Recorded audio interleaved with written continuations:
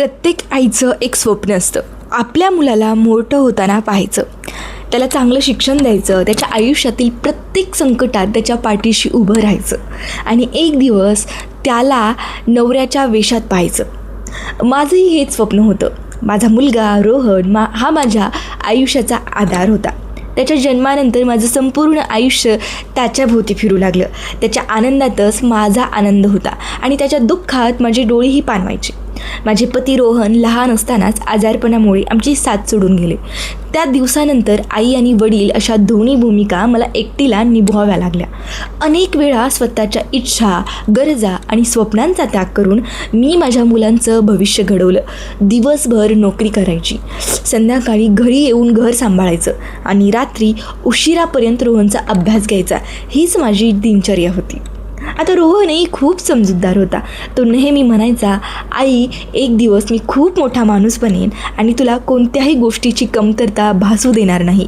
त्याचे हे शब्द ऐकले की माझा सगळा थकवा एका क्षणात नाहीसा व्हायचा. काळ पुढे सरकत गेला. रोहनने शिक्षण पूर्ण केलं आणि एका मोठ्या कंपनीत नोकरीला लागला. त्याच्या यशाचा मला खूप अभिमान होता. आता माझ्या मनात एकच इच्छा होती, माझ्या मुलांचं लग्न पाहण्याची.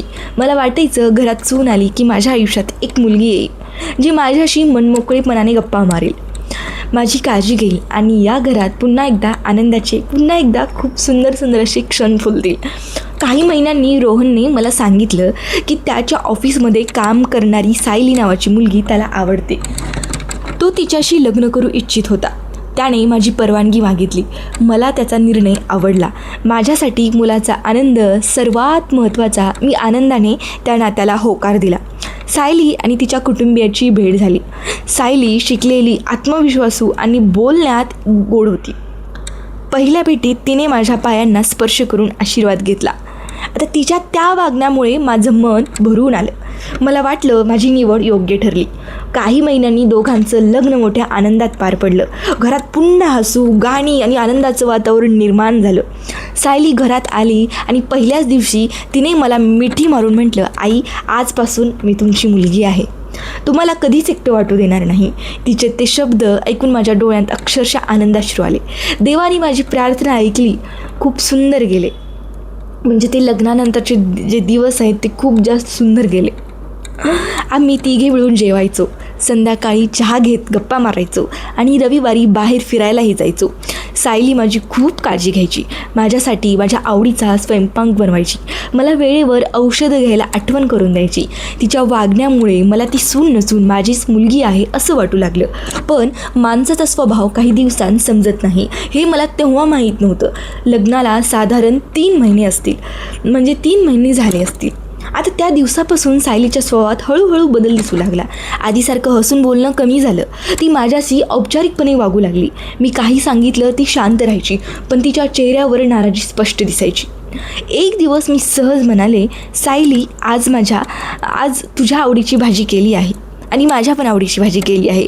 ती थंड आवाजात म्हणाली, आई, पुढच्या वेळी स्वयंपाक करण्यापूर्वी मला प्लीज एकदा विचारत जा. आता या घरात काय बनवायचं हे आपण दोघींनी ठरवलं पाहिजे. तिचं ते वाक्य ऐकून मला थोडंसं आश्चर्य वाटलं, पण मी त्याकडे दुर्लक्ष केलं. नवीन संसार, नवीन जबाबदारी आणि कामाचा ताण यामुळे कदाचित ती असं बोलली असेल असं मी स्वतःलाच समजावून टाकलं. पण मला अजूनही कल्पना नव्हती की हा फक्त एका मोठ्या बदलाची सुरुवात होती. ज्या घराला मी आयुष्यभर स्वतःचं समजत होते त्याच घरात माझं स्थान हळूहळू कमी होत चाललं होतं. आणि एक दिवस अशी वेळ येणार होती, माझ्याच घरात मी स्वतःला एक पाहुणी समजू लागणार होते. साधारण लग्नाला 4 महिने झाले होते. सुरुवातीच्या दिवसातील आनंद, हसणं आणि एकमेकांबद्दलची जी आपुलकी आणि हळूहळू ती कमी होत चालली होती.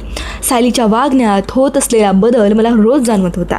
मी तिच्यावर कधीच बंधन घालण्याचा प्रयत्न केला नव्हता. उलट ती या घरात आनंदाने राहावी, तिला कधीच परकेपणाची भावना येऊ नये यासाठी मी नेहमी प्रयत्न करत होते. पण माझे ते प्रयत्न तिच्या नजरेत कधीच आले नाहीत. पूर्वी सकाळी उठल्यावर ती माझ्याजवळ येऊन हसत बोलायची. आता ती थेट आपल्या खोलीतून स्वयंपाकघरात जायची आणि माझ्याकडे पाहून फक्त औपचारिकपणे गुड मॉर्निंग म्हणायची. तिच्या बोलण्यातला तो गोडवा कुठेतरी हरवला होता. मी अनेकदा स्वतःला समजावून सांगायची की कदाचित कामाचा ताण असेल, पण मात्र काही वेगळंच सांगत होतं. एक दिवस मी घरातील काही जुन्या वस्तू आवरत होते. त्यामध्ये रोहनच्या लहानपणीचा फोटो, त्याची पहिली शाळेची बॅग, त्याने जिंकलेल्या स्पर्धेची पदकं आणि त्याच्या वडिलांचा जुना फोटो होता. मी ते फोटो पाहत भूतकाळात हरवून गेले होते. इतक्यात सायली तिथे आली आणि म्हणाली, आई, या सगळ्या जुन्या वस्तू ठेवून घर भरून ठेवलं आहे. आता त्यांची काही गरज नाही. आपण या फेकून देऊया. तिचं ते वाक्य ऐकून माझ्या हातातील फोटो थरथरू लागला. त्या वस्तू माझ्यासाठी सामान नव्हत्या, त्या माझ्या आयुष्याच्या आठवणी होत्या.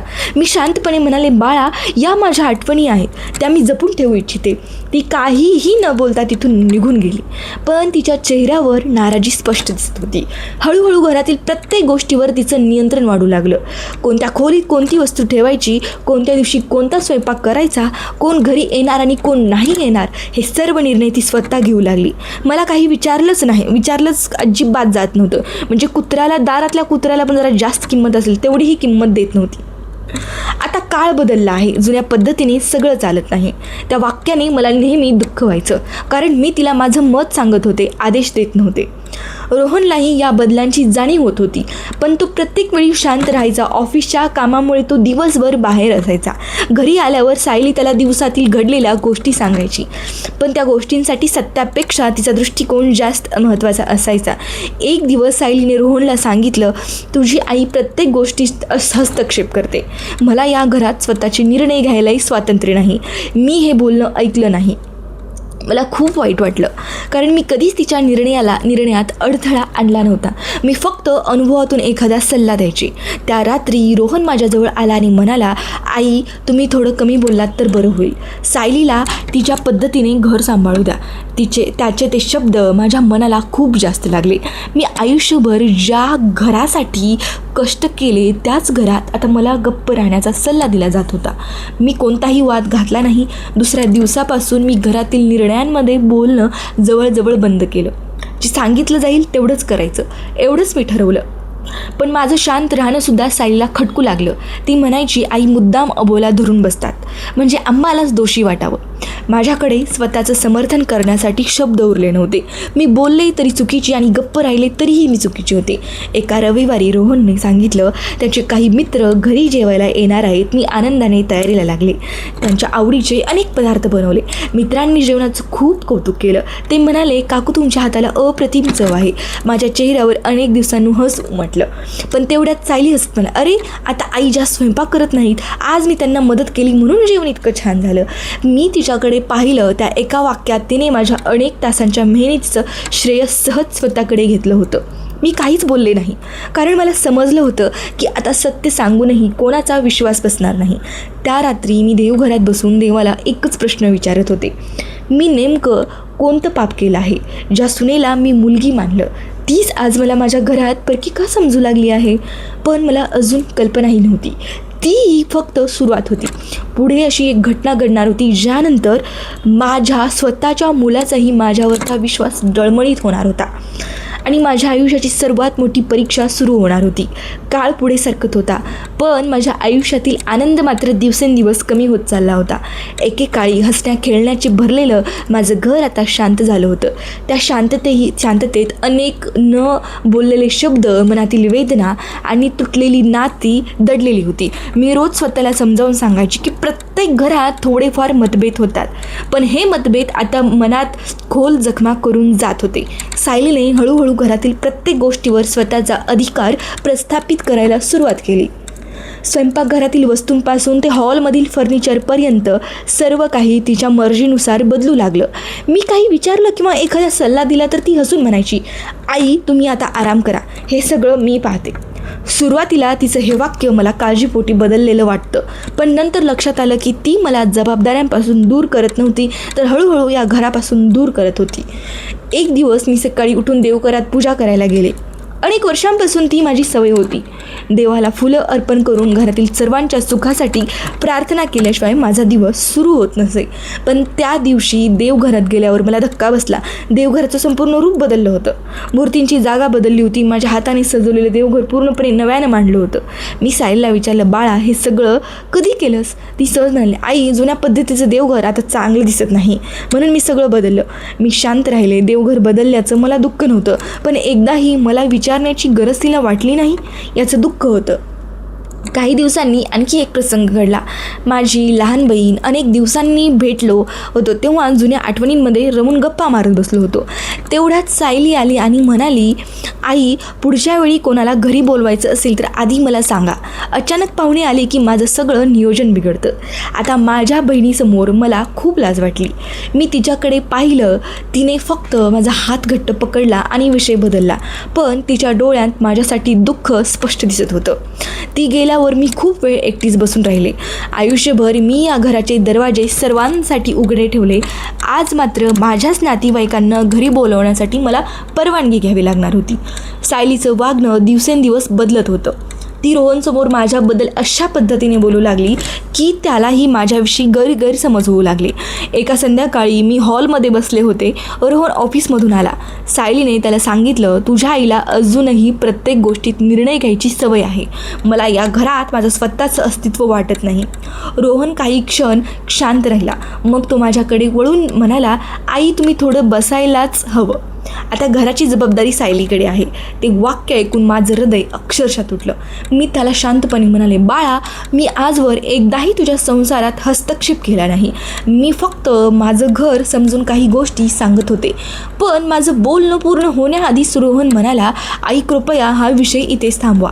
पहिल्यांदाच माझ्या मुलाने माझं बोलणं अर्धवट थांबवलं होतं. त्या रात्री मला झोपच लागली नाही. मी माझ्या खोलीत बसून रोहनच्या लहानपणीचे फोटो पाहत होते. एका फोटोमध्ये तो माझ्या गळ्यात पडून हसत होता. तोच मुलगा आज माझं म्हणणं ऐकून घ्यायलाही तयार नव्हता. आता दुसऱ्या दिवशी सकाळी मी ठरवलं की आता मी कोणत्याही गोष्टीत बोलणार नाही. माझं मत, माझ्या भावना आणि माझ्या अपेक्षा मी स्वतःपुरतेच मर्यादित ठेवणार. पण नियतीला कदाचित अजून माझी परीक्षा घ्यायची होती. एका दुपारी मी कपाट आवरत असताना मला घराच्या कागदपत्रांची फाईल दिसली. ती नेहमी जिथे ठेवली जायची तिथे नव्हती. मी सहज रोहनला विचारलं, बाळा, घराच्या कागदपत्रांची फाईल कुठे आहे? रोहन म्हणाला, आई, ती मी सायलीकडे दिली आहे. आता घराशी संबंधित सगळी कागदपत्र तीच सांभाळेल. त्याचं उत्तर ऐकून माझ्या मनात एक अनामिक भीती निर्माण झाली. कारण आयुष्यभर ज्या घरासाठी मी कष्ट केले होते त्या घरातील माझं महत्त्व आता हळूहळू संपत चाललं होतं. मला अजून माहीत नव्हतं की त्या कागदपत्रांमध्ये एक असं गुपित दडलं होतं ज्यामुळे माझ्या आयुष्यातील सर्वात मोठं वादळ येणार होतं. आणि त्या वादळानंतर माझ्याच घराचे दरवाजे माझ्यासाठी कायमचे बंद होणार होते. घराच्या कागदपत्रांबद्दल रोहनने दिलेलं उत्तर ऐकल्यानंतर माझ्या मनात एक वेगळीच अस्वस्थता निर्माण झाली होती. मी त्या विषयावर पुन्हा काहीच बोलले नाही. कारण आता मला समजलं होतं की या घरात माझ्या प्रत्येक प्रश्नाचा चुकीचा अर्थ काढला जात होता. पण मन मात्र शांत बसायला तयार नव्हतं. आयुष्यभर कष्ट करून उभं केलेलं घर, त्यातील प्रत्येक भिंत, प्रत्येक कोपरा माझ्या आठवणींनी भरलेला होता. त्या घराशी माझं नातं फक्त मालकीचं नव्हतं तर भावनांचं होतं. काही दिवसांनी सायलीने घरात इंटिरियर करण्याचा विषय काढला. तिला संपूर्ण घर आधुनिक पद्धतीने बदलायचं होतं. मी तिच्या निर्णयाला विरोध केला नाही. पण मी एवढंच म्हणाले की हॉलमध्ये तुमच्या बाबांचा आणि आपल्या कुटुंबाचा एक मला फोटो हवा आहे. तो तसाच राहू दे.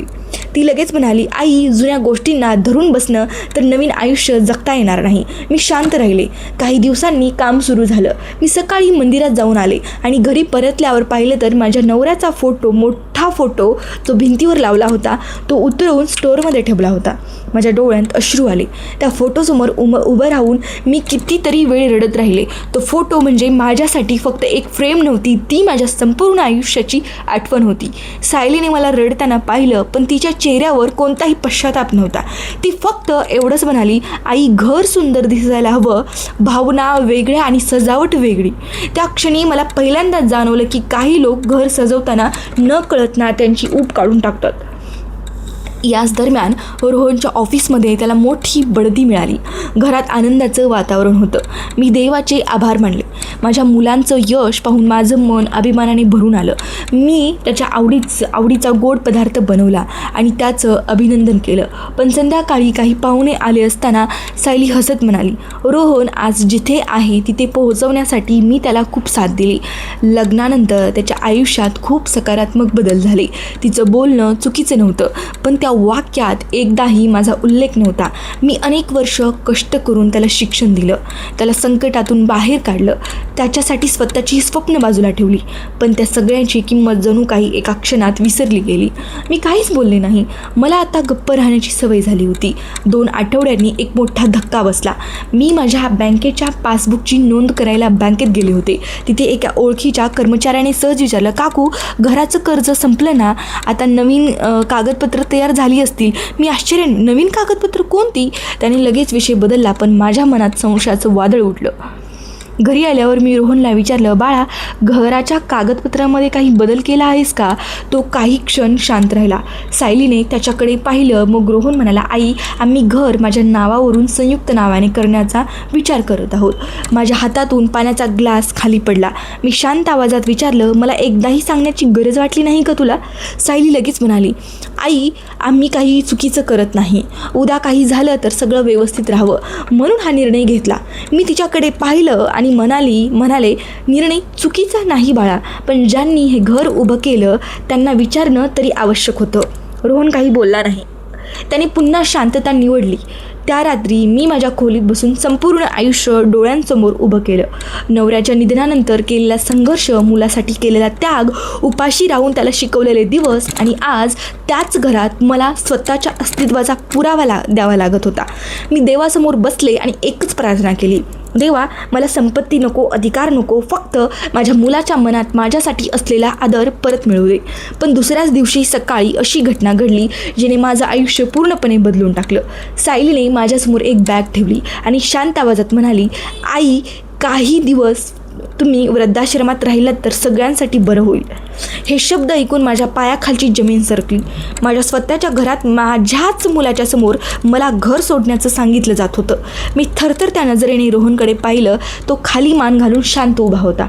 त्या शांततेनेच माझ्या आयुष्यातील सर्वात मोठा निर्णय घेतला होता. आई काही दिवस तुम्ही वृद्धाश्रमात राहिलात तर सगळ्यांसाठी बरं होईल.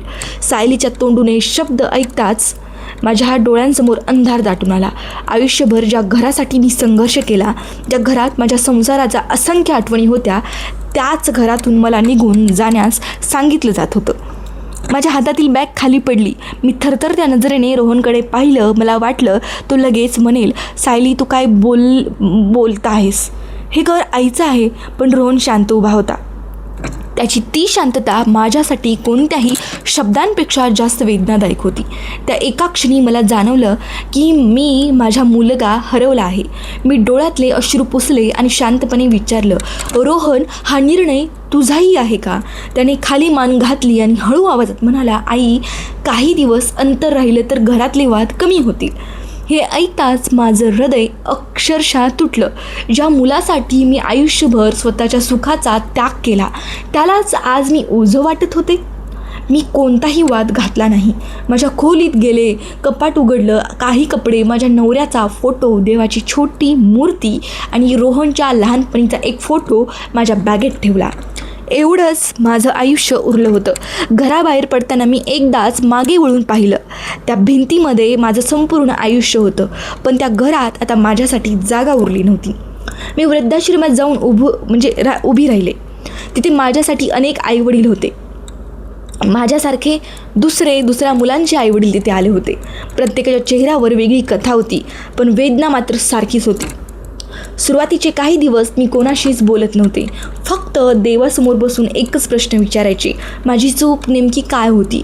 काळ हळूहळू पुढे सरकत होता. मी तिथल्या इतर वृद्धांसोबत वेळ घालवू लागले. त्यांच्या कथा ऐकल्या, त्यांच्या दुःखात सहभागी झाले. न कळत माझ्या मनालाही थोडासा आधार मिळू लागला.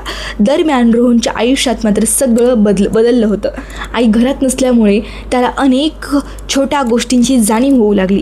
सकाळी उठल्यावर देवघरात दिवा लागलेला नसायचा. आजारी पडल्यावर त्याच्या डोक्यावर प्रेमाने हात फिरवणारा कोणी नव्हता. त्याच्या आवडीचा गोड पदार्थ कोण बनवत नव्हतं. घर सुंदर होतं, पण त्या घरातून मायेची ऊब हरवली होती. एक दिवस कपाट आवरताना त्याला एक जुनी डायरी सापडली. ती माझी होती. त्याने ती उघडली. पहिल्याच पानावर लिहिलं होतं, आज रोहनला पहिल्यांदा ताप आला. रात्रभर त्याच्या उशाशी बसून राहिले. देवाला एकच प्रार्थना केली, त्याचं दुःख मला दे, पण माझ्या मुलाला सुखी ठेव. पुढच्या पानावर लिहिलं होतं, आज माझी नवी साडी घ्यायची होती, पण रोहनच्या कॉलेजची फी भरायची होती म्हणून साडी घेतली नाही. माझा आनंद नंतरही मिळेल, पण मुलाचं शिक्षण थांबता कामा नाही. असं एक एक पान वाचताना रोहनच्या डोळ्यांतून अश्रू वाहू लागले. त्याला पहिल्यांदाच समजलं की त्याच्या यशामागे फक्त कष्ट नव्हते, तर आईच्या असंख्य त्यागांची कहाणी होती. ती रात्री तो झोपू शकला नाही. दुसऱ्याच दिवशी तो वृद्धाश्रमात आला. मी बागेत बसून झाडांना पाणी घालत होते. अचानक माझ्यासमोर रोहन उभं राहिला. त्याच्या डोळ्यांत अपराधीपणा स्पष्ट दिसत होता. तो माझ्या पायावर कोसळला. रडत रडत म्हणाला, आई मला माफ कर, मी तुझ्या प्रेमाची किंमत ओळखू शकलो नाही. दुसऱ्याचं ऐकताना मी डोळ्यांतील अश्रू पाहिलेच नाही. माझ्या डोळ्यात पाणी आलं. मी त्याला डोक्यावर हात ठेवला. आईचं हृदय कितीही दुखावलं गेलं तरी ते आपल्या मुलासाठी प्रेमानेच भरलेलं असतं. तेवढ्यात सायलीही तिथे आली. तिच्या डोळ्यात पश्चाताप होता. ती माझ्यासमोर हात जोडून म्हणाली, आई मला माफ कर, मी घराला माझं समजण्याच्या नादात तुम्हाला परक केलं. तुमचं स्थान कधीच कोणी घेऊ शकत नाही. मी काही शांत राहिले.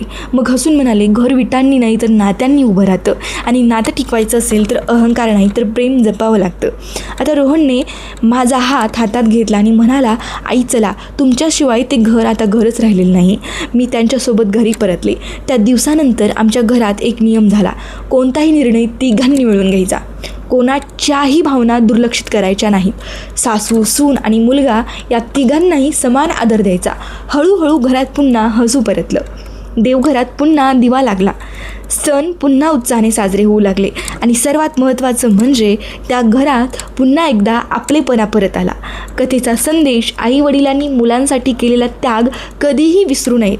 लग्नानंतर पत्नीला मान देणं जितकं आवश्यक आहे, तितकंच आई वडिलांचा सन्मान राखणं महत्त्वाचं आहे. आता नात्यांमध्ये जिंकायचं नसतं तर एकमेकांना समजून घ्यायचं असतं. कारण ज्या घरात प्रेम, आदर आणि संवाद जिवंत असतो, ते घरच खऱ्या अर्थाने स्वर्ग बनतं. ही कथा आवडली असेल तर कमेंटमध्ये तुमच्या प्रतिक्रिया नक्की नोंदवा. चॅनलला सबस्क्राईब करा, चॅनल लाईक करा. भेटूया पुढच्या एका दमदार स्टोरी घेऊन. तोपर्यंत बाय, धन्यवाद.